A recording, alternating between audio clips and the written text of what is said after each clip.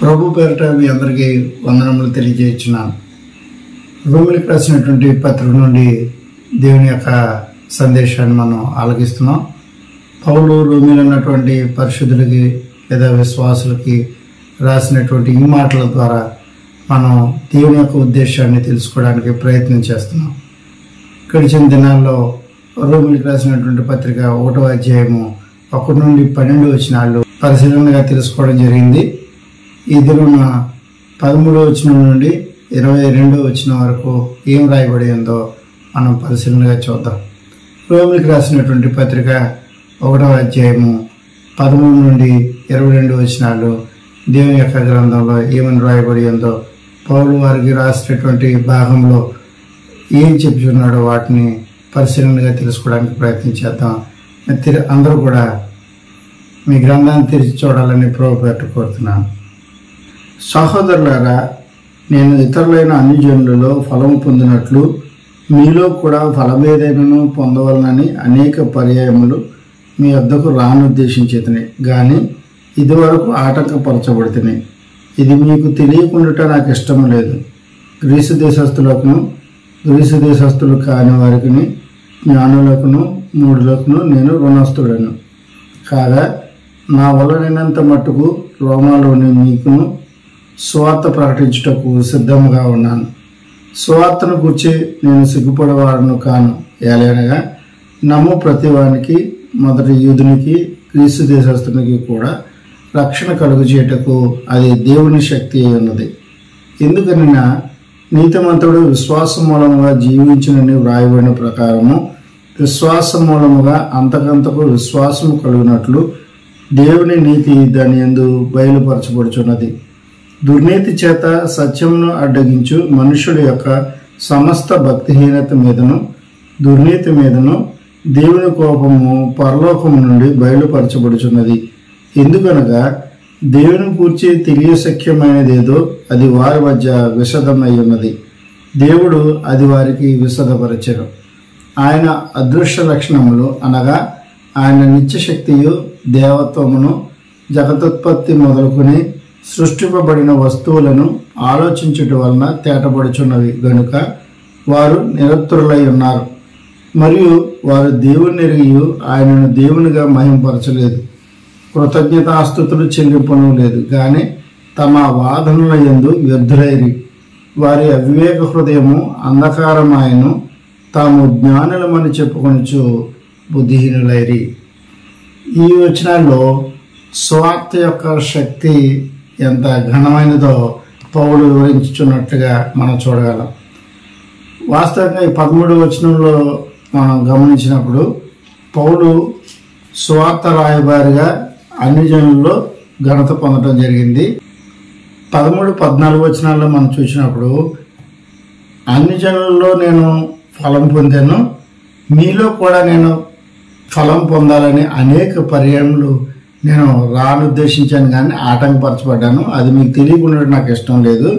అంత మాత్రం కాదు, గ్రీసు దేశస్తులకు అలాగే గ్రీసు దేశస్తులు కాని వారికి, జ్ఞానులకును మూఢులకును నేను రుణస్థుడును అని అన్నాడు. అంటే అక్కడ ఉన్నటువంటి వారు బుద్ధిహీనులు కానివారు, అన్యజనులు కానివారు, వారి గురించి అలాగనే ప్రత్యేకంగా కనపరుస్తూ ఆ విశ్వాసుల్లో ఉన్నటువంటి వారే కానీ లేకపోతే ఆయన పత్రికలు రాసినటువంటి వారే కానీ వారు రకరకాలైనటువంటి వ్యక్తులు ఉన్నారు.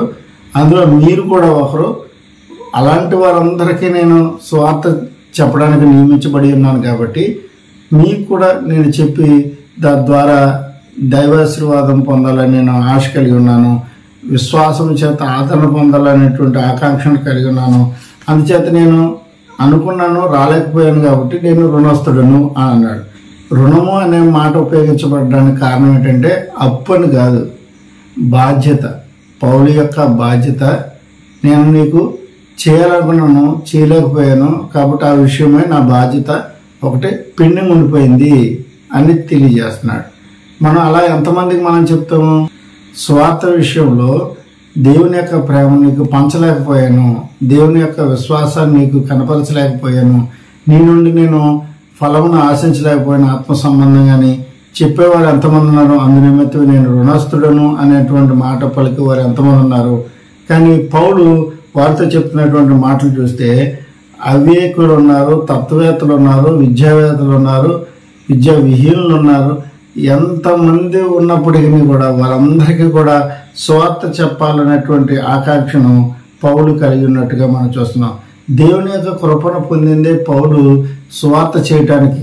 కేవలము వారిని ఆత్మ సంబంధంగా అందరినీ కూడా మనం గడిచిన వారాల్లో మనం నేర్చుకున్నట్టుగా ఆయన ఏ ప్రదేశాలను అయితే సందర్శించాడో ఆ ప్రదేశాలన్నింటిలో కూడా అక్కడ ఉన్నటువంటి ప్రజలకు సువార్త వ్యాప్తి చేయాలనేటువంటి ఆకాంక్ష చేత పౌలు ఉండినట్లుగా మనం చూడగలం.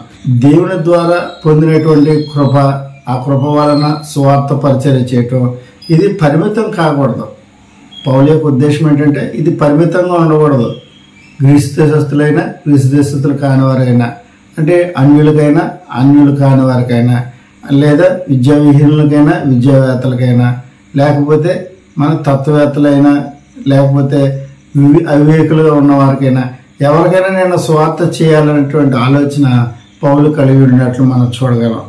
15-16 వచనాలు మనం చూసినప్పుడు, నా వలనైనంత మట్టుకు రోమాలో ఉన్న మీకులు కూడా నేను స్వార్థ ప్రకటన చేయాలనే ఉద్దేశాన్ని కలిగి ఉన్నాను. అంటే నేను ఇప్పటి వరకు కూడా అనేక మందికి ఒక రకాల మనిషి కాదు, రకరకాల మనుషులు, రకరకాలైనటువంటి ఉద్దేశాలు కలిగిన వారు, రకరకాల చదువులు కలిగిన వారు, రకరకాలుగా చదువు లేని వారు, రకరకాలుగా తత్వవేత్తలుగా ఉన్నవారు అందరికీ నేను చెప్పాను. అలాగే భూమిలో ఉన్నటువంటి విశ్వాసాన్ని మీకు కూడా స్వార్థ ప్రకటించాలనేటువంటి ఆశ కలిగి ఉన్నానని, సిద్ధంగా ఉన్నానని పౌలు తెలియజేయించున్నాడు. అంత మాత్రం కాదు, దీని విషయమై 16వ వచనంలో మనం చూసినప్పుడు స్వార్థను గురించి నేను సిగ్గుపడేవాడను కాను అని పౌలు తెలియజేయించున్నాడు.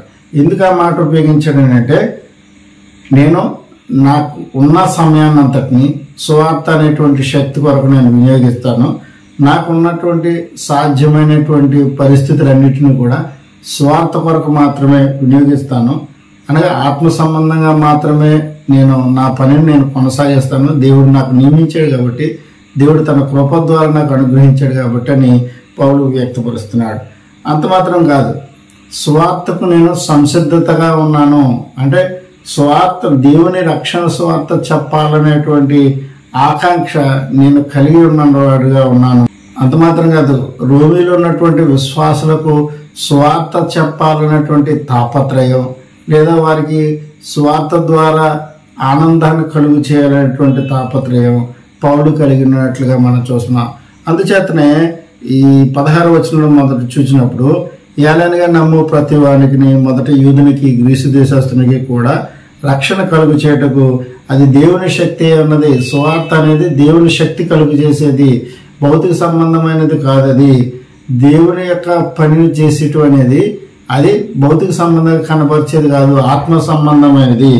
పాపము నుండి విముక్తిని కలిగించేది, దేవునితో సమాధానం కలిగించేది, నూతన బలము పొందేది, నూతన జీవితం కలిగించేది. అలా ఎందుకనంటే విశ్వాసం కలిగిన ప్రతి ఒక్కరికి కూడా, ఆ విశ్వాసం కలిగిన వారిలో వారు యూదులున్నా, వారు యూదులు కాని వారున్నా, అన్యులున్నా, అన్యులు కాని వారున్నా, లేకపోతే చదువు ఉన్నవారున్నా, చదువు లేని వారున్నా, ఎవరికైనా కూడా ఇది దేవుని శక్తిని కలుగు చేసేదని పౌలు తెలియజేశాడు. అంటే సర్వజనులకు కూడా నూతన జీవితం అవసరం, ఆ జీవితం క్రీస్తు ద్వారా మాత్రమే ఉంది అని తెలియజేస్తున్నాడు.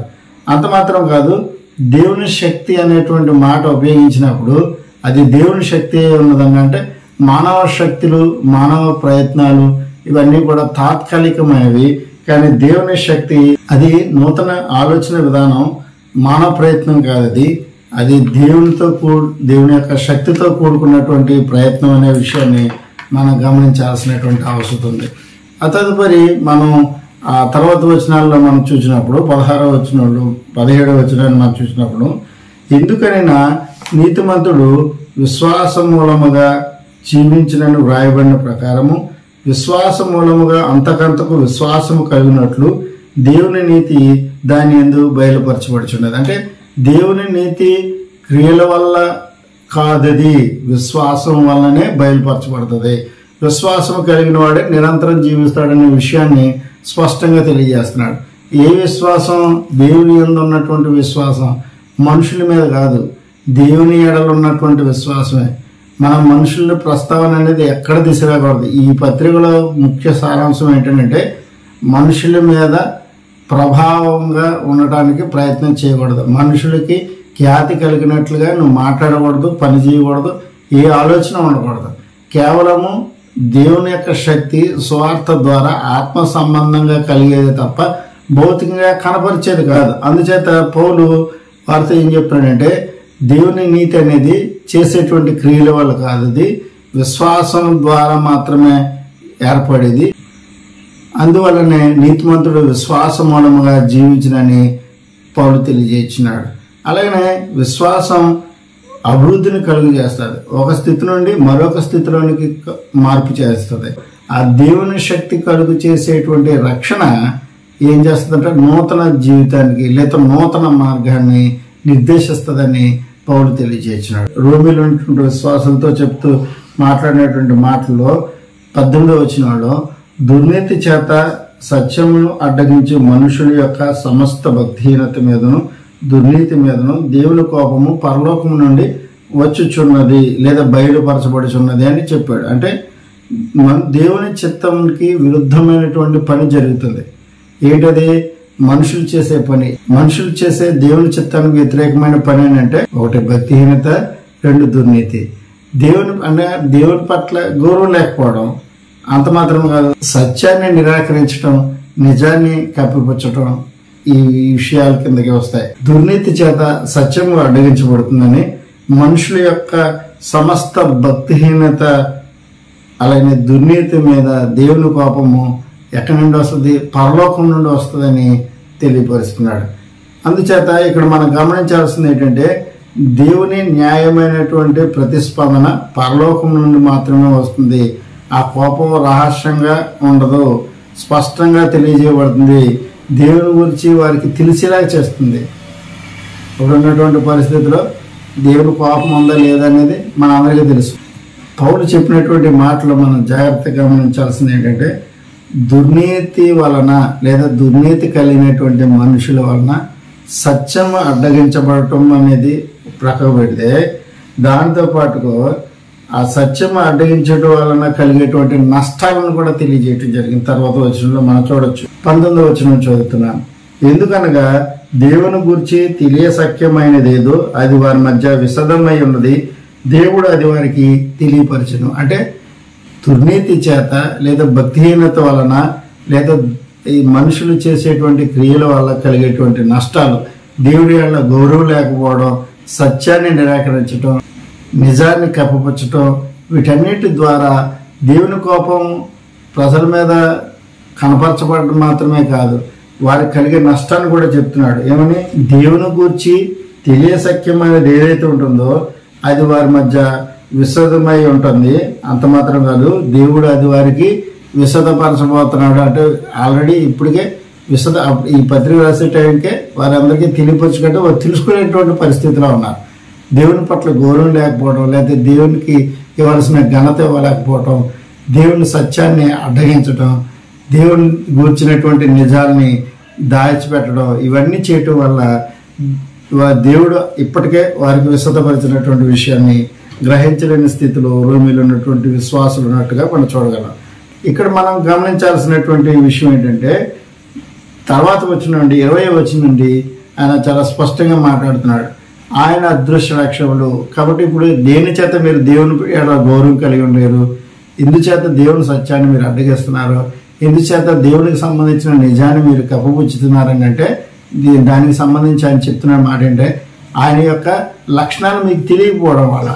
అందుచేత దేవుడు అదృశ్యుడా దృశ్యుడా అనేటువంటి సందేహం మనుషుల అందరి ఇప్పటికీ ఉంది. ఇప్పటికీ కూడా దేవుడు ఆత్మస్వరూపాన్ని నమ్మేవారు ఎంతమంది ఉన్నారో అందరు నమ్ముతారు. అసలు దేవుని గురించి చెప్పబడిందే బైబిల్ గ్రంథంలో ఆత్మస్వరూపి అని.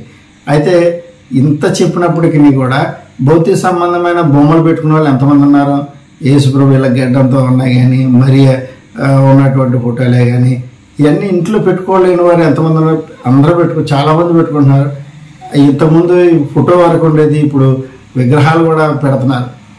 అంటే క్రీస్తు విగ్రహం అండి, మరీ విగ్రహం అంటున్నారు తప్ప దానివల్ల జరిగే అనర్థాలు చెప్పలేకపోతున్నారు. ఏంటిది? పౌలు అదే విషయం చెప్తున్నాడు. దేవుని పట్ల గౌరవం లేకపోవడం అని అంటే దేవుడు వద్దన్న పని చేయటం, దేవుడు ఖండించినటువంటి విషయాన్ని తిరిగి చేయాలనేటువంటి తాపత్రయం కలిగి ఉండటం, దేవుని సత్యాన్ని అడ్డగించడం. అంటే మీరు ఇలా నడుచుకోవటం అనగా దేవుడు ఇది సత్యము అని చెప్పినటువంటి విషయాల్లో దేవుడు ఏదైతే ఇది సత్యం అన్నాడో అక్కడ మనుషుడు అబ్బబ్బా కాదుగా, ఇది నాకు అనుకూలంగా లేదు కాబట్టి ఇది అసత్యము, నేను చెప్పేది సత్యం అని ప్రకటించుకునేటువంటి పరిస్థితిలో ఉన్నాడు. అలాగే మనుషుడు ఎలా ఉన్నాడంటే ప్రతి నిజాన్ని దాచిపెట్టేలా ఉన్నాడు. అందుకనే చాలా మందిని అడగండి, ఏమంటారు? మీరు విగ్రహాన్ని ఎందుకు పూజిస్తున్నారంటే ఎలా వస్తుంది నమ్మకం, మనకు దేవుడు కావాలి, మనకు ఒక దేవుడు కావాలి కదండి, అందుకనే పెట్టుకుంటున్నాం అండి వారు అన్నారు. ఇశ్రాయేలు కూడా వాళ్ళు అలాగే అనుకున్నారు కదా. మోషే పైకి వెళ్ళిపోయాడు, కొండ మీదకి వెళ్ళాడు, 10 ఆజ్ఞలు తేటం కొరకు ఎదురు చూస్తున్నాడు. కింద ఉన్నటువంటి ప్రజలు మోషే కోసం చూసి చూసి విసిగెత్తిపోయారు. అంటే వారికి ఓపిక లేదు, నశించింది వారి ఓపిక. నశించినప్పుడు ఏమన్నారంటే ఒక కోడిదోడని చేసుకుని ఒక బంగారు విగ్రహాన్ని చేసుకుని దానికి నమస్కరించి మమ్మల్ని ఐగుప్తు దేశంలో నుండి బయటికి రప్పించిన దేవుడు నీవే అని చెప్పి ఆ దూడకు మొక్కడం మొదలుపెట్టారు. ఎందుచేత అది జరిగిందని అంటే వారు సత్యాన్ని అడ్డగించారు, నిజాన్ని కప్పిపుచ్చాలన్న ప్రయత్నం చేశారు. ఇలాగ చేసేటువంటి ప్రయత్నాల వల్ల ఏం జరిగిందంటే దేవుని యొక్క లక్షణాలు అవి దృశ్యమైనవా అదృశ్యమైనవా అని తెలుసుకోలేనటువంటి పరిస్థితిలో ఉన్నారు. అయితే పౌలు వార్త ఏమంటున్నాడంటే దేవుని లక్షణాలు అదృశ్యమైనవి, దృశ్యమైనవి కాదు, అదృశ్యమైనవి. ఈ అదృశ్య లక్షణాలు తెలుసుకోవాలంటే నువ్వేం చేయాలంటే సృష్టింపబడిన ప్రతి వస్తువును తేటగా పరిశీలన చేస్తే నీకు తెలిసిపోతుంది దేవుడు దృశ్యుడా అదృశ్యుడా అని. సృష్టి ద్వారా సృష్టింపబడిన ప్రతి వస్తువుని పరిశీలన చేయటం అంటే దేవుని యొక్క నిరంతరమైనటువంటి శక్తి, దేవుని యొక్క దేవత్వం ఇందులో ఉన్నాయి, దేవుని సృష్టిలో ఉన్నాయి. అందుచేత దేవుడు అదృశ్యుడా దృశ్యుడా అనేది నీకు అర్థం కావటానికి పెద్ద ఏమీ సమయం పట్టదని పౌలు తెలియజేస్తున్నాడు, మనం చూడగలం. ఎప్పుడైతే సృష్టిలో ఉన్న వాటిని లేదా దేవుని చేత సృజింపబడినటువంటి వస్తువులను తేటగా పరిశీలన చేయటం ద్వారా గ్రహిస్తామో ఆ గ్రహించేటువంటి వాటి ద్వారా మనకు దేవుని యొక్క లక్షణాలు తెలిసేటువంటి అవకాశం ఉంది. పౌలు చెప్పినటువంటి ఈ మాటలో నిన్న దేవుడు కలుగజేసిన మొన్న దేవుడు కలుగజేసిన గురించి చెప్పట్లే. జగతోత్పత్తి మొదలుకుని అంటే అప్పటి నుండి ఇప్పటి వరకు, అంటే ఆదాము కాలం నుండి ఇప్పటి వరకు ఉన్న ప్రతి విషయాన్ని, సృష్టిలో ఉన్న ప్రతి విషయాన్ని పరిశీలనగా తెలుసుకోవాలి. 2, సృష్టి ఎప్పుడు జరిగింది? ఆదాముకు పూర్వం జరిగింది. అప్పుడు జరిగినటువంటి సంగతులు, ఆదాము నుండి ఇప్పటి వరకు జరిగినటువంటి అనేక మార్పులు, ఇవన్నీ మనం చూస్తే సృష్టిలో దేవుడు కనపరిచినటువంటి ఆయన యొక్క నిరంతర శక్తిని తెలుసుకోవడానికి మనకి అమోఘమైన అవకాశం ఉందన్న సంగతిని మనం గ్రహించాలి. ప్రస్తుతానికి మనం పరిశీలనగా తెలుసుకుంటే ఈ సునామీ వరదలో ఇంతకుముందు వరదలు అంటే మోకాళ్ళు అంత నీళ్ళు వస్తే అదే పెద్ద గొప్పగా, లేకపోతే నడుము దాకా వస్తే ఒకటి, పీక దాకా వస్తే ఒకటి, మనం రకరకాలుగా భావించాలి. అవి ఇంత నీళ్ళు వచ్చేసింది. ఇప్పుడు ఏంటి వరద అంటే ఇది ఒక అంతస్తు మునిగిపోవాలి, ఒక 2వ అంతస్తు మునిగిపోవాలి, అన్నీ నీటిలో వెళ్ళిపోవాలి, అన్నీ కింద పడిపోవాలి, అలాగే వచ్చినాయి. అంటే ఇవన్నీ కూడా సృష్టింపబడినటువంటి వస్తువులు. గాలి దేవుని చేత సృష్టించబడింది, నీరు దేవుని చేత సృష్టించబడింది. వాటి యొక్క శక్తిని మనం గమనిస్తే వాటి ముందు నీ శక్తి బలాదు. ఎందుకని? దేవుని శక్తి అపారమైనది, అది నిరంతరం ఉండేది. ఈవేళ ఉండేది రేపు ఉండేది కాదు, నిరంతరం ఉండే శక్తి. అందుకనే మన వాళ్ళు ఏం చేస్తున్నారు? నీటి ద్వారా కరెంటు ఉత్పత్తి చేయాలనేటువంటి తాపత్రయంలో ఉన్నారు. సూర్యుని చూస్తే మనం బాగున్నాం, ఆ సూర్యుడి నుండి విద్యుత్ శక్తిని తయారు చేయాలనేటువంటి తాపత్రయంతో ఉన్నారు. ఇవన్నీ చేస్తున్నారు, బాగానే ఉంది. కానీ ఈ నిరంతరమైనటువంటి శక్తిలో దేవుని యొక్క దేవత్వం ఉన్నదనే సంగతిని మర్చిపోతున్నారు. పౌలు అదే విషయాన్ని చెప్తున్నాడు. ఏమని? జగత్తోత్పత్తి మొదలుకొని సృష్టింపబడినటువంటి వస్తువులను తేటగా పరిశీలన చేయండి, చేస్తే దేవుడి యొక్క శక్తి, దేవుడి యొక్క లక్షణాలు ఏంటో మీకు తెలుస్తాయి. అంత మాత్రం కాదు, దేవుని గురించి తెలియనిది ఏదైనా ఉంటే అవి తెలుసుకునే అవకాశం కలిగి ఉంటుంది. రోమిలో ఉన్నటువంటి విశ్వాసంతో మాట్లాడుతున్నాడు. దేవుని గురించి తెలియసఖ్యం అనేది ఏదో అది వారికి విశదపరచడం మాత్రమే కాదు, పౌలు వారికి తెలియజేస్తున్నాడు. జగత్తోత్పత్తి మొదలుకొని సృష్టింపబడినటువంటి వస్తువులను తేటగా పరిశీలనగా ఆలోచించడం వలన మనకు బయటపడుతున్నాయి, లేకపోతే తేటపడుచున్నవి. అందుకని వారు నిరత్తుల ఎవరైతే దేవుని పట్ల గౌరవం లేక బుద్ధిహీనులుగా, అన్యులుగా, అక్రమార్గులుగా, రకరకాలైనటువంటి వ్యక్తులుగా ఉన్నారో వాళ్ళు దేవుని గురించి దేవుడు గొప్పవాడే అంటున్నారు, కానీ దేవుడు ఎవరో తెలుసుకోవడానికి ప్రయత్నం చేయట్లేదు. దేవుడు ఎలా ఉంటాడో ప్రయత్నం చేయట్లేదు. దేవుని యొక్క లక్షణాలు ఎలా ఉంటాయో ప్రయత్నం చేయట్లేదు. దేవుని యొక్క సృష్టిలో దేవుని యొక్క కార్యాలు ఉన్నాయని, దేవుని యొక్క నిరంతర శక్తి ఉందన్నటువంటి విషయాన్ని తెలుసుకునేటువంటి పరిస్థితిలో ఉన్నారు. పౌలు అందుకని వారితో ఏమంటున్నాడంటే, దేవుని యొక్క గొప్పతనాన్ని తెలుసుకోవడానికి ఇదే గొప్ప అవకాశం.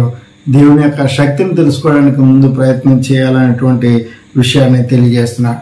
అందుకనే చివరిలో ఏమన్నాడు, వారు నిరత్తరులు ఎవరైతే జగతోత్పత్తి మొదలుకొని సృష్టింపబడినటువంటి వస్తువులను తేటగా పరిశీలన చేయడానికి ఇష్టపడట్లేదో వారు తెలుసుకున్నాను మారు మాట్లాడలేనటువంటి పరిస్థితిలో నిరత్తరులై ఉన్నారంటే తెలిసినా మాట్లాడలేనటువంటి పరిస్థితి. కొంతమంది చూడండి, తప్పు చేస్తే ఆ తప్పు బయటపడడానికి లేకపోతే ఒప్పుకోవడానికి అస్సలు ఒప్పుకోరు, నోరు మీదపరు. ఎందుకు మీదపరు అంటే వారికి తెలుసు నిజమేంటో, ఆ నిజాన్ని ఒప్పుకునే ధైర్యం లేక అలాంటి పరిస్థితులు ఉంటాయి. ఈ మాటకు అర్థం ఏంటంటే, ఎవరైతే నిరత్తరులుగా అని పేర్కొన్నాడో ఆ నిరత్తరులుగా ఉన్నవారు నిజం తెలిసినా నిజం చెప్పుకోలేరు, సత్యం తెలిసినా ఒప్పుకోలేరు. అంత మాత్రం కాదు, ఒకవేళ చెప్పుకోవడానికి ప్రయత్నం చేసిన న్యాయమైన సమాధానం కూడా చెప్పలేనటువంటి పరిస్థితిలో ఉన్నారని పౌలు వారికి గుర్తు చేస్తున్నాడు. అందుచేత సృష్టి ప్రారంభం నుండి సృష్టిపడినటువంటి ప్రతి వస్తువులను పరిశీలనగా చూడడానికి మీరు ప్రయత్నం చేయండి. ఆయనను తిరస్కరిస్తే, అనగా దేవుని తిరస్కరిస్తే న్యాయం అంటే ఏంటో తెలీదు, తద్వారా మీకు సమాధానం ఉండదు. అందుచేత మనము సృష్టి ప్రారంభం నుండి జగత్పత్తి మొదలుకొని ప్రారంభించబడినటువంటి ప్రతి విషయాల్ని పరిశీలనగా చేయడం ద్వారా లేదా సృష్టిని పరిశీలనగా చూచుట ద్వారా మనం ఆయనను అనుసరిస్తే న్యాయమైనటువంటి కోరికను కలిగిన వారంగా, న్యాయంగా మనం సమాధానం వెతుక్కునేటువంటి సమాధానం చూసేటువంటి పరిస్థితిని మనం కల్పించుకుంటామనే సంగతిని పౌలు గుర్తు చేస్తున్నాడు. అంత మాత్రం కాదు, దేవుడు అంటే దేవుని గురించిన విషయాలు తెలుసుకోవాలనుకుంటే, అనగా దేవుని గౌరవం ఇవ్వటం అంటే ఏంటో, లేదా దేవుని కృతజ్ఞత చెల్లించడం అంటే ఏంటో, లేదా మనం అందరం కూడా జ్ఞానం కలిగిన వారుగా ఉండాలన్నట్లయితే దేవుడు సృజించిన సృష్టిని పరిశీలనగా చూడాల్సినటువంటి బాధ్యత ఉంది. మనం చూసి ఆకాశమే కదా, సూర్యుడే కదా, చంద్రుడే కదా, నక్షత్రాలే కదా, అదే నక్షత్రాలు చూపించి చందమామ చూపించి చందమామ జాబిలు రావు అని పాడుకోవడానికి కాదు, అవన్నీ కూడా చెప్పబడినవి.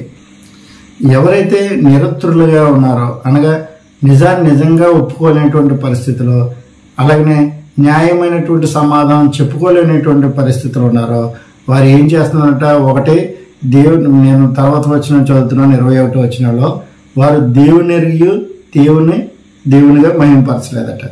అంత మాత్రం కాదు, ఆయనకు కృతజ్ఞతాస్తుతులు చెల్లించలేదు, వారి వాదములు యందు వారు ఎద్దులుగా ఉన్నారని అన్నాడు. అంటే వారు ఏం చేయించున్నారు, వారు దేవుని గురించినటువంటి తెలుసుకునేటువంటి పక్షమందు వారు దేవుని పట్ల గౌరవం కలిగిన వారుగా లేరు. ఎప్పుడైతే దేవుని ఏళ్ళ గౌరవం లేదో వారు కృతజ్ఞత చెల్లింపలేదు. అందుకనే మన వాళ్ళు కూడా, అంటే దేవుని ఎరిగామని చెప్పిన వాళ్ళు కూడా వెళ్ళి విగ్రహాల దగ్గరికి వెళ్ళి విగ్రహాలను పూజించే పరిస్థితికి వచ్చింది. సమర్థించుకుంటారు, న్యాయమైన సమాధానం ఉండదు, సమర్థించుకుంటారు. మనకు ఒక దేవుడు ఉండాలి కదండి, అందుకని ఈ బొమ్మను వేసుకున్నారు. మనకు ఒక దేవుడు ఎవరు చెప్పారు, మన దేవుడు నిరంతరం నీతో ఉండన్నాడు, నీ హృదయంతో ఉంటానన్నాడు.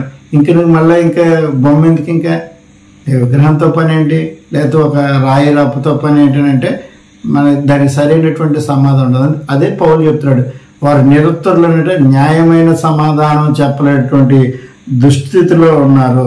అంటే తప్పు చేశారు కాబట్టి వారు న్యాయమైన సమాధానం చెప్పలేరు. వారు తప్పు చేశారు కాబట్టి వారు కనీసం వారిని సమర్థించుకోవడానికి కాబట్టి ఏదో సమాధానం చెప్పాలిగా. అలా కూడా ఎందుకు చేస్తున్నామంటే దానికి కూడా చెప్పుకోలేనటువంటి పరిస్థితిలో ఉన్నారని పౌలు తెలియజేసినారు. అంత మాత్రం కాదు, చివరిగా వారితో అంటున్నాడు, వారు అవివేక హృదయము కలిగిన వారు కనుక వారి యొక్క అవివేక హృదయము అంధకారమైంది. అంటే వారు అవిశ్వాసంతో చీకట్లో కలిసిపోయారు. వారు విశ్వాసం ఉందని అనుకుంటున్నారు, కానీ ఆ అవిశ్వాసం కలిగి ఉన్నారు. ఆ అవిశ్వాసం వలన వారు చీకట్లో కలిసిపోయారు. ఆత్మీయ జీవితం అనేది వెలుగైతే వారు చీకట్లో ఉన్నారని చెప్తున్నాడు. అందుచేత దేవుని విడిస్తే వచ్చేటువంటి ఫలితం లేదా బహుమానం ఏంటంటే మూర్ఖత్వం. అదే మాట చివరిలో తెలియజేస్తున్నారు 2వ వచనంలో, వారి అవివేక హృదయము అంధకారమైనను తాము జ్ఞానులమని చెప్పుకొనొచ్చు బుద్ధిహీనులైరి. అంటే వారందరికీ కూడా కలిగినటువంటి బహుమానం లేదా వారు పొందుకోపోయేటువంటి బహుమానం వారి యొక్క జీవితంలో, వారి విశ్వాస జీవితంలో అని అనుకుంటున్నారు. కాబట్టి వారి అవిశ్వాసం వలన చీకట్లో మగ్గిపోతున్నారు. ఎప్పుడైతే చీకట్లో ఉన్నారో వారు దేవునిగా చూడలేరు. ఎప్పుడైతే చీకట్లో ఉన్నారో దేవునికి మహిమ ఇవ్వలేరు. ఎప్పుడైతే వారు చీకట్లో ఉన్నారో దేవునికి కృతజ్ఞత తెలియచేయలేరు. ఒకవేళ చేశారని వాళ్ళు భావించినా అవన్నీ కూడా న్యాయ సంబంధమైనవి కావు, అన్యాయంతో కూడుకున్నటువంటి సమాధానం. వారిని సమర్థించుకోవడానికి చెప్పే సమాధానాలు తప్ప అందులో న్యాయం ఉండదు. వారు తాము చేసేటువంటి పనులలో ఉండేటువంటి ఆ యొక్క గొప్పతనం తెలియజేస్తారు తప్ప దేవుడు చేసినటువంటి సృష్టిలో ఉన్నటువంటి గొప్పతనాన్ని గుర్తించలేనటువంటి విద్యా విహీనులుగా చీకట్లో మధ్య అజ్ఞానులుగా వారు ఉన్నారనే విషయాన్ని పౌలు గుర్తు చేస్తారు. జ్ఞానం లేని వారి యొక్క ఆలోచనలు వ్యర్థమైనదిగా పౌలు అంటున్నాడు. మనం కూడా ఒకవేళ జ్ఞానం లేని వారిగా ఉంటే మన ఆలోచనలు వ్యర్థమైనవి. జ్ఞానం లేకపోవడం అంటే దేవుడు కొత్తగా ఏమి జ్ఞానం, ఆయన ఆల్రెడీ మనం సృజించినప్పుడే జ్ఞానం ఇచ్చాడు. ఆ జ్ఞానాన్ని మనం పెంపొందించుకోవాలంటే దేవుని గురించి తెలుసుకోవాలి. దేవుని గురించి తెలియదు ఏదో తెలుసుకోవడానికి ప్రయత్నం చేయాలి. తెలుసుకోవాలంటే జగతత్పత్తి మొదలుకొని సృష్టింపబడిన వస్తువులన్నిటిని కూడా తేటగా చూడాల్సిన బాధ్యత ఉంది. అంటే నీ యొక్క ఆలోచనతో కాదు, దేవుని యొక్క ఆలోచనతో వాటిని చూస్తే, దేవుని యొక్క జ్ఞానంతో వాటిని చూస్తే, దేవుని యొక్క శక్తితో నువ్వు చూస్తే నీకు అర్థమవుతుంది అని చెప్తున్నాడు. అందుచేత సువార్త అనేది దేవుని యొక్క శక్తి. ఎందుకని? దేవుని జ్ఞానాన్ని పెంపొందించేస్తుంది, అలాగే నీ యొక్క అజ్ఞానాన్ని తరిమేస్తుంది, నీ చీకటిని తరిమేస్తుంది, నీ యొక్క అనాలోచన ప్రక్కకు తీస్తుంది, నీ అవిశ్వాసాన్ని పారదోస్తుంది. ఇన్ని రకాలైనటువంటి ఉపయోగాలు ఉన్నటువంటి దేవుని శక్తిని మీరును అంగీకరించాలని, మనం ఇప్పటికే అంగీకరించి ఉన్న పక్షాన ఆ దేవుని శక్తిని కాపాడుకోవడానికి ప్రయత్నించాలని ప్రభు పేట కోరుతూ మీ అందరికీ వందనాలు తెలియజేస్తున్నాను.